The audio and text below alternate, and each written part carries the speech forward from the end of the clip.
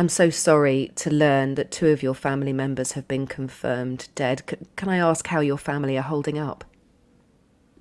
We don't have the luxury to grieve fully. We are still fighting for the other three. We had the funeral for Carmela and Noya on Friday, which was beyond surreal to bury a 12-year-old and bury a woman who was otherwise healthy because they had been murdered at the hands of Hamas.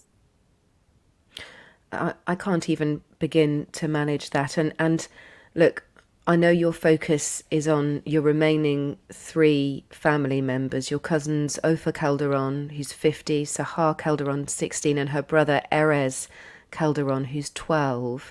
Can you Yes. give us any update, Abby, in the efforts to find them? What have US officials been telling you? So Carmela was the American citizen among the five. The rest of them are French. We continue to work with the US government just because they've been so helpful and had a very coordinated response, but we're also working with the French government and trying to do media in France as well, because we understand that telling our story is one of the biggest things that we can do. And I think we're seeing that the four hostages that have been released, my belief is that there was something to do with international pressure put on Hamas. Yeah, so the first two were US citizens, and the two yesterday were released because they were old and in declining health. So you are hopeful here that negotiations continue. I mean, what was it like sort of hearing the account of Yocheved Lifshitz, the 85-year-old, one of the elderly women who was released yesterday? What's it like as a family member of someone who's still missing to hear that account? I think in some level to see them come back whole was uplifting. And on the other hand, you would never want someone you love to be beaten with a stick or put in a tunnel and walked underground. Like these are our worst nightmares, is that they're sitting in a tunnel somewhere underground in Gaza, knowing the kind of humanitarian crisis that Hamas has created there. So it's with mixed emotion. I'm so happy for every release, but I just want the 220 hostages that remain there to get home immediately. Look, I know Erez, the 12-year-old, was featured in footage you were telling me last time we spoke, posted on social media by Hamas within a day Mhm. or so of him being taken. Have you seen any more of him? Has there been any other identifiers No, we don't in have the signs last of week? life. We have no signs of life. We know that the Red Cross is at the border and Hamas is not letting them in. We know that there are babies and wounded and elderly and people that need medical care. We know we desperately want confirmation and a sign of life, but we're not being given it, which I think is part of the psychological warfare. Yeah, tell me whether there's something that could be done that you feel isn't being done here, Abby.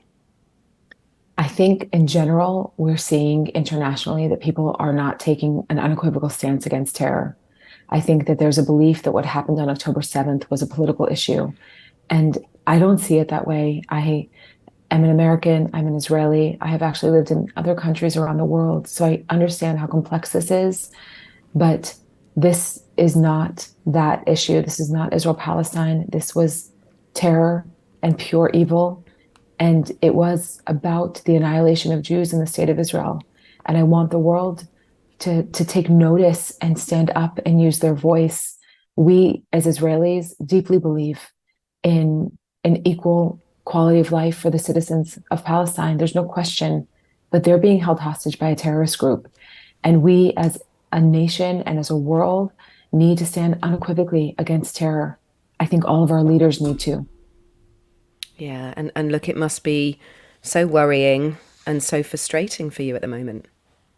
Yeah, it feels like we're gonna talk about it and then they're gonna get brought home. And we understand that we're in a marathon and not a sprint. And every day you wake up and you can't imagine that you're still living in this horror show. I can completely, well, I can only sympathise with you. Look, is there any call that you want to make, Abby, this evening?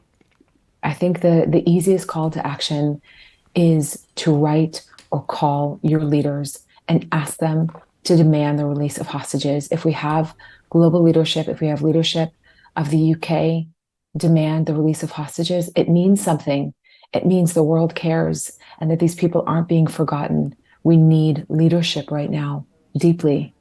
And I think that's something that can come from the civilian level, from a government level, from everywhere.